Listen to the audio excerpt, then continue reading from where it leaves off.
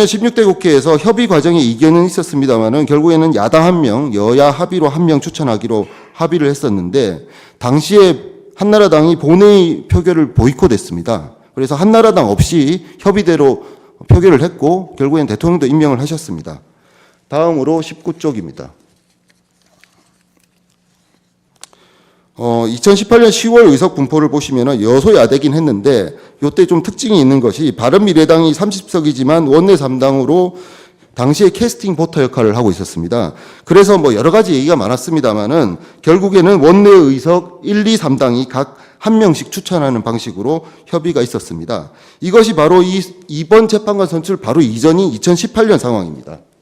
그래서 정리하면은 국회 선출 헌법재판관 추천과 관련해서는 매번 정치적 역학관계에 따른 협의 조정을 거쳐서 결정을 했습니다. 각 시기별로 여야 모두 구속력 있는 관행의 존재를 부정하고 각기 유리한 선례를 주장하는 등의 과정이 있었습니다. 이 과정 자체가 관행이 존재하지 않는다는 것을 보여줍니다. 또 선출 결과를 보더라도 피청구인이 주장하는 관행에 따른 경우는 6번 중에서 3번뿐이고 나머지는 여당 의석이 상대적으로 많을 때에는 여당이 2명, 야당 의석이 상대적으로 많거나 정치적으로 원내 3당의 목소리가 컸던 경우에는 원내 의석수대로 1, 2, 3당이 각 1명씩 추천을 했습니다. 그래서 그동안의 헌법재판소 재판관 추천 과정이나 선출 결과 모두 피청구인이 주장하는 관행이 존재하지 않는다는 점을 명백하게 보여준다고 할 것입니다. 결론을 말씀드리겠습니다. 헌정질서 회복에 대한 저항이 심각한 수준입니다. 선동이 소동에서 그치지 않고 난동으로 폭동으로 점증하는 경향을 보이고 있습니다. 헌법재판소에 대한 전례 없는 공격이 점점 커지고 있습니다. 그런 공격들 중에서 상당수는 헌법재판소의 심판기능 정지를 목적으로 하는 것이어서 구체적인 대책 마련이 필요하다고 생각합니다. 유력 정치인들이 헌법재판소의 권위를 훼손하는 발언도 하고 있는데 도를 넘고 있습니다.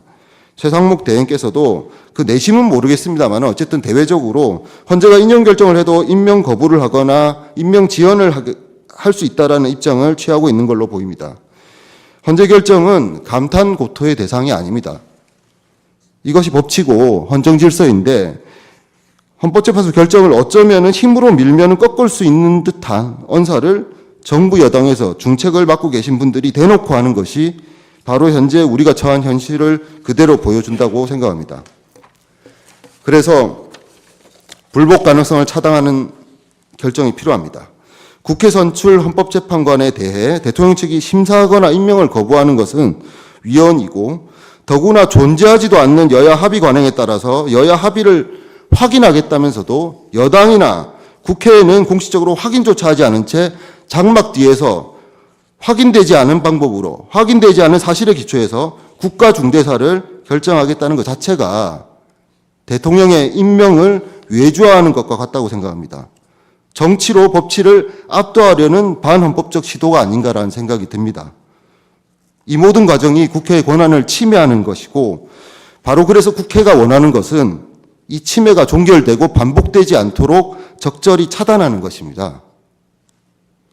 지난주까지는 헌재 결정이 무력화될 수 있는 상황까지는 상상도 못했습니다. 그런데 이제는 설마나 어쩌면이 아니라 정말 그런 점에 대해서까지 고민을 해야 되는 상황이 아닐까라는 생각이 듭니다. 재판관님들께서 지혜와 해안으로 이 상황을 타개할 수 있는 결정을 해주시기를 기대하겠습니다. 이상입니다. 감사합니다.